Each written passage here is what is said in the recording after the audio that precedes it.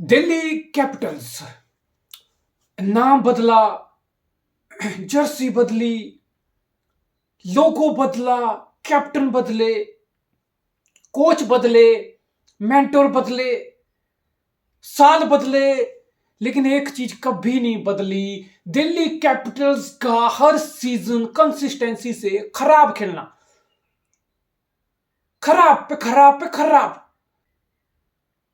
यानी कि टाइटल्स छोड़ो, टाइटल नहीं आ रहा, एक भी नहीं आ रहा, 17 सीजन निकल गए और इस बार फिर से वही होप, वही उम्मीदें कि मैगा ऑक्शन हुआ है, नई टीम बनी है, इस बार तो दिल्ली कुछ कर लेगी, दिल वालों की दिल्ली, अपनी दिल्ली, ये वो बहुत चीजें होगी, बहुत कुछ बदल गया, लेकिन दिल्ली की परफॉर्मेंस नहीं बदल रही भाई। ग्राउंड पे दिल्ली अभी भी डे डेविल वाली दिल्ली है, ये कैपिटल्स वेपिटल्स कुछ नहीं है, सब भ्रम है, डिल्यूजन है।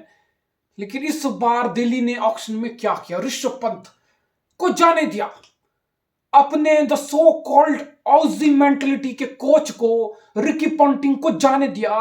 वो रिकी पॉन्टिंग जिसको दिल्ली कैपिटल ये उम्मीद में लेके आया था कि भाई 2 बार वर्ल्ड कप विनिंग कैप्टन है, ये बंदा मेंटलिटी लेके आएगा, ये बंदा माइंडसेट लेके आएगा, यंगस्टर की परफॉर्मेंस को एलिवेट करेगा। क्या हुआ? जब से कैप्टन से आई ऋषभ पंत की परफॉर्मेंस उल्टा खराब हो गई दिल्ली में। शिखर धवन आया चला गया, वार्नर आया चला गया, पृथ्वी शॉ जिसको लोग नेक्स्ट सचिन तेंदुलकर कह रहे थे वो आके चला गया, अनसोल्ड हो गया। तो कितने प्लेयर्स का रिकी पॉन्टिंग ने बेस्ट निकाला भाई। रिकी पॉन्टिंग छुप नहीं सकता इस बात से, बिकॉज आजकल के क्रिकेट के दौर में बड़ा इजी है। तुम्हें क्या फर्क पड़ रहा है भाई? है एक फ्रेंचाइजी ने तुम्हें बनाया, कुछ अचीव नहीं किए, तुम अंडर परफॉर्म किए। बेसिकली रिकी पॉन्टिंग का Delhi career is a huge failure. तुम्हें क्या फर्क पड़ रहा है? तुम तो रिकी पॉन्टिंग हो, अब तुम पंजाब के हाथ पकड़ लोगे, पंजाब जब डूब जाएगा कहीं और चले जाओगे, क्या फर्क पड़ जाएगा? जब कोई नहीं लेगा तो कमेंट्री कर लोगे, तुम वहां से पैसे जोड़ लोगे। रिकी पॉन्टिंग का धंधा तो चलता रहेगा, लेकिन रिकी पॉन्टिंग इस सवाल से पीछे नहीं हट सकता भाई कि तुमने दिल्ली के साथ किया क्या। तुमने दिल्ली में किस प्लेयर को सुपरस्टार बना दिया? तुमने दिल्ली की टीम को क्या क्या जिता दिया भाई? शून्य, अंडा, दैट्स इट। तो ये है रिकी पॉन्टिंग द कोच के क्रीडेंशियल्स। अब थोड़ी सी बात इस बार करता हूं कि फिर नई लुक दिल्ली में आखिर हुआ क्या इस बार मेगा ऑक्शन में दिल्ली का मेन एरिया ऑफ फोकस क्या था? 2 चीजों पे दिल्ली ने इस बार फोकस किया, बैटिंग को स्ट्रेंथन करना और बॉलिंग को स्ट्रेंथन करना। टी नटराजन 10 करोड़ से ऊपर का प्लेयर, मिचेल स्टार्क 11 करोड़ से ऊपर का प्लेयर, यानी कि सीधा सीधा और बड़ा क्लियर मैसेज गया है कि सीम बॉलिंग को स्ट्रेंथन करना है। और बैटिंग में ऑब्वियसली ऋषभ पंत को आपने जाने दिया तो केएल राहुल को आप लेके आए, और शायद आप केएल राहुल को ये सोच के ये उम्मीद में लेके आए थे कि केएल राहुल को कैप्टनसी का रिस्पॉन्सिबिलिटी दिया जाएगा। I don't know whether KL Rahul himself said no to the captaincy और वट एवर रीजन, बट तुमने बैटिंग को स्ट्रेंथन करने की कोशिश की। Jake Fraser McGurk, KL Rahul, Harry Brook, obviously Harry Brook pull out कर गया बिल्कुल गलत टाइम पे। He could have been brilliant player for Delhi capital in the middle order, but तुम्हारे पास पुराने ओपनर कौन थे? Shikhar Dhawan did so many amazing things for Delhi capitals. David Warner over the year was so good. Prithvi Shaw भी काफी हद तक कुछ करने की कोशिश किया, तो एटलीस्ट आप उस चीज को आगे कंटिन्यू करने की, ट्रांजिशन की सोच रहे हो, जिस चक्कर में आप जेक फ्रेशर मैकगर को लेके आए। And I think Jake Fraser McGurk could be that sort of player who put up a 500 plus run season, and you will expect something similar from KL Rahul as well. अब यहां पे du Plessis को भी तुम literally 2 crore के base price पे उठा के लेके आए हो, and I think because Harry Brook नहीं है, डुप्लेसी की जगह टीम में बन जाएगी, तो आई बिलीव डुप्लेसी और जेक फ्रेशर मैकगर ओपनिंग पेयर होंगे।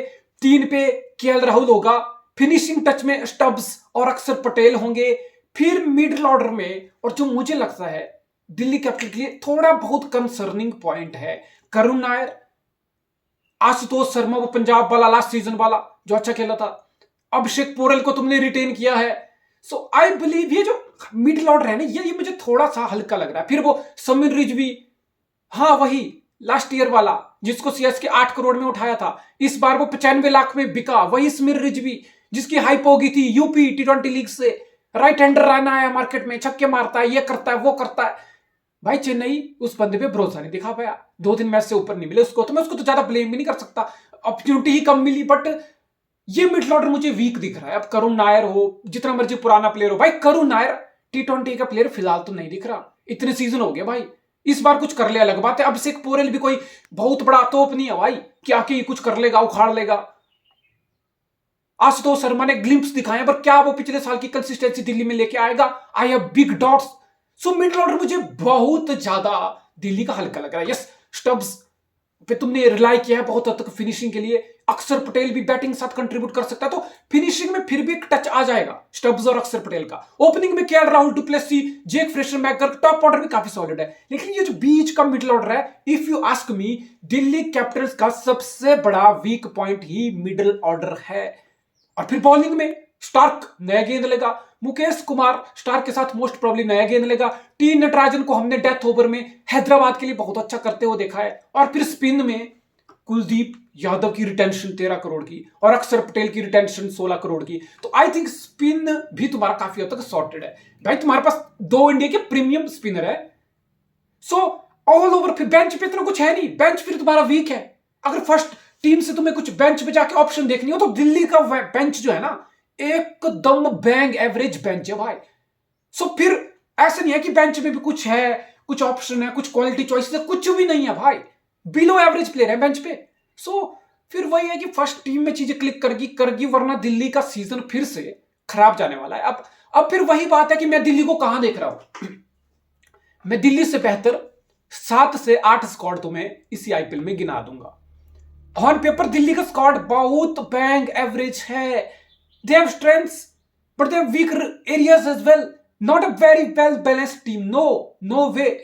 बॉलिंग में थोड़ा प्रॉमिस दिखता है, बैटिंग में टॉप ऑर्डर है, फिर थोड़ा खोखला है बीच में। सो क्या मैं दिल्ली को टॉप 4 के लिए देख रहा हूं? नहीं यार, नहीं। मुझे लगता है दिल्ली के लिए फिर से दिल्ली बहुत दूर होने वाली है।